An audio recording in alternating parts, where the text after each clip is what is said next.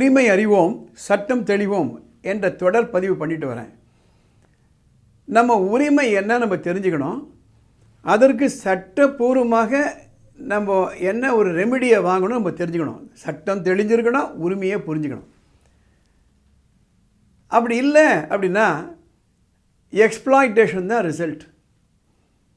சொசைட்டின்றது என்ன, நாம் உருவாக்குறது தானே சொசைட்டி.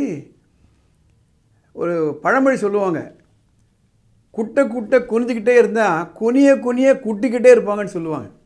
அதே மாதிரி தான் நமக்கு அநீதிகள் நடக்கும் பொழுது நம்ம கண்டிப்பாக அதை தடுத்து நிறுத்தணும், அதை கேட்கணும். ரோட்டில் போயிட்டுருக்கோம், ஒரு ஆணி அப்படி நீட்டுக்கிட்டு இருக்கு, நமக்கு என்ன அப்படின்னு விட்டு போனோம்னா நாம் ஜாக்கிரதையாக போயிடுவோம். ஆனால் பின்னால் வரக்கூடிய ஒருத்தருக்கு அது பாதிக்கலாம்.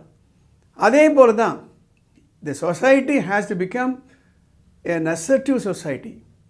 Submissive society என்ன தப்பு நடந்தாலும் நம்மளாலாம் முடியாதுங்க, இதெல்லாம் பெரிய பணம் வேணுங்க அப்படி விட்டுறது. அக்ரெசிவ் சொசைட்டி அப்படின்னா சட்டத்தை கையில் எடுத்துகிட்டு அராஜகம் பண்ணுறது. ரெண்டுமே வேணாமே. நம்ம உரிமைக்கு நம்ம நேரடியாக நியாயமாக போராடலாமே. இன்றைக்கி மார்னிங் ஒரு பதிவு போட்டிருந்தேன். ஒரு சீனியர் சிட்டிசன் கண்ணை டொனேட் பண்ணுறாரு இறந்த பிறகு, அவங்க சொந்தக்காரங்கள்லாம் சேர்ந்து. அந்த கண்ணை, அந்த கார்னியாவை எடுத்துன்னு போன தனியார் கண் மருத்துவமனை அந்த கண்ணை சரியாக தைக்கலை. அதனால் ரத்தம் வர ஆரம்பிக்குது. அந்த மறைந்தவருடைய சொந்தக்காரங்க அந்த மருத்துவமனைக்கு ஃபோன் பண்ணுறாங்க, இந்த மாதிரிங்க. கண்டுக்கவே இல்லை. 2 வாட்டி 3 வாட்டி. அவர் ஊரில் ஒரு பெரிய மனிதர், அவர் இறந்தவர். எல்லாரும் வந்து கேட்குறாங்க, என்னங்க உங்கள் அப்பாவுக்கு பிபி எதனா இருந்தால் ஹெமரேஜ் ஆகிடுச்சா, அதனால தான் இறந்துட்டாரா? அவருக்கு ரொம்ப அவமானமாக போயிடுச்சு. அதுக்கப்புறம் என்ன பண்ணிட்டா, அவர் ஒரு அட்வொகேட் நோட்டீஸ் அனுப்புகிறாரு, ஒரு வக்கீல் நோட்டீஸ் அனுப்புகிறாரு. அதையும் கண்டுக்கலை. இவர் விடுறதா இல்லை.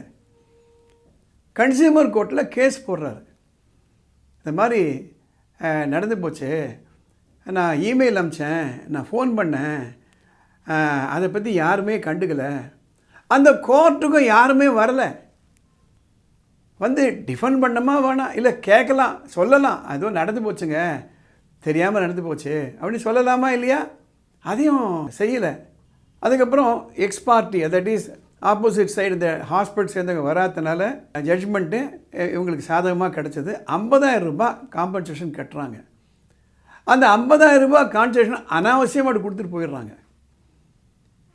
அந்த குடும்பத்தை சேர்ந்தவங்க அந்த 50,000 ரூபாவை அது ஒரு சேரிட்டபிள் ட்ரஸ்ட்டு கொடுக்குறாங்க. நான் எதுக்காக இதை நான் செய்கிறேன்னா, கண்டிப்பாக இந்த இன்சிடெண்ட்டுக்கு அப்புறம் அந்த ஹாஸ்பிட்டலில் புரிஞ்சிட்ருப்பாங்க, தங்களுடைய கடமையை சரியாக செய்யலைன்னா என்ன ஆகும் அப்படின்ட்டு.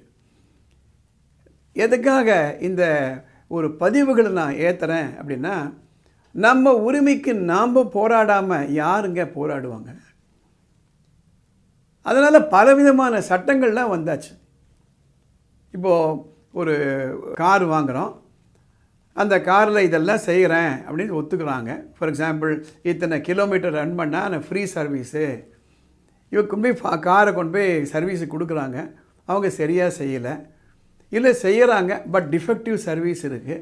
என்ன செய்யலாம்? அவ்வளோதாங்க, இதெல்லாம் முடியாதுங்க, இந்த நாட்டில் இப்படி தாங்க, ஊரெல்லாம் இது மாதிரி பிரச்சனையே வந்தாச்சுங்க, யாருமே கடமையை செய்யறதில் புலம்பிக்கிட்டே போகிறது. இல்லை போய் சண்டை போடலாம். ஆனால் நுகர்வோர் சட்டம்னு ஒன்று இருக்குது. அந்த நுகர்வோர் சட்டத்தை நீங்கள் தமிழில் வாங்கி நீங்கள் படிக்கலாம். இல்லை அதை பற்றிய நிறைய வீடியோஸ் எல்லாம் இருக்குது யூடியூப்பில், நீங்கள் பார்க்கலாம். என்ன செய்யலாம் என்ற ஒரு ஐடியா உங்களுக்கு கிடைக்கும். அடுத்த சில எபிசோடில் அந்த நுகர்வோர் சட்டத்தை பற்றி நான் சிறு சிறு எபிசோடை நான் போடுறேன். இந்த தகவல் உங்களுடைய மற்ற நண்பர்களுக்கு பயனுள்ளதாக இருக்கும் அப்படின்னா இதை அவங்களுக்கெல்லாம் ஷேர் பண்ணுங்கள், லைக் பண்ணுங்கள். சட்ட ரீதியாக உங்களுக்கு ஏதாவது குழப்பங்கள் இருந்தானா மேலே ஒரு வாட்ஸ்அப் நம்பர் போகுது, அந்த நம்பருக்கு ஒரு வாய்ஸ் மெசேஜோ இல்லை டெக்ஸ்ட் மெசேஜோ அனுப்புங்க. அடுத்த வர எபிசோடில் அதை நாங்கள் கிளியர் பண்ணுறோம். வானமே இல்லை அறக்கட்டளையின் சார்பாக இந்த பதிவுகளை நாங்கள் ஏற்றிக்கிட்டு வரோம். இந்த சேனலுக்கு சப்ஸ்கிரைப் பண்ணுங்கள்.